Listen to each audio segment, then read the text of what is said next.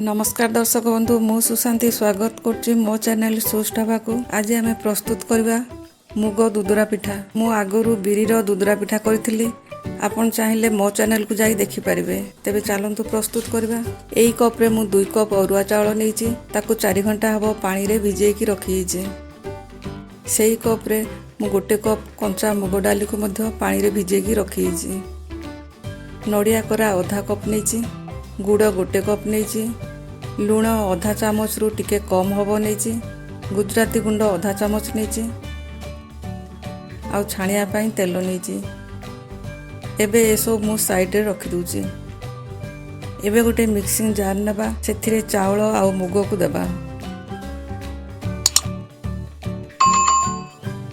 2 चामच हबो पानी दे ग्राइंडिंग कर दबा। आपण चाहिए मुग आ चावल को एकाथरे मिसेकी मध्य ग्राइंडिंग करि परिबे। मु 2 थर करी सबु चावल आ मुग को एई भली भाबे बाटी देली। मिश्रणटी बेसी पतला नुहे कि बेसी बहलिया नुहे, एई भली रखिबे। एबे ई मिश्रण को 6-7 मिनिट भल भाबरे फेंटी नेबा। फेंटी सारला परे सेथिरे गुड़, नडिया कोरा, लुण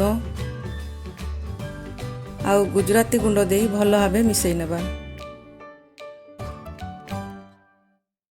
जेमती गुड़ सबू मिसी जीवो सेही भली मिसई देबे। एबे आमे गैस ऑन करी कड़ाई बसे देबा। सेथिरे छाणिया पई तेल दे देबा। गैस को मीडियम रु हाई फ्लेम भीतर रखिबे। तेल गरम हो गले गोटे डंकी रे गोटे डंकी नहीं तेल रे एमती देबे। किछि समय परे देखिबे पिठाटी जेतेबेले ऊपर को फुली उठिबो सेतेबेले आरो साइड को उल्टाई देबे।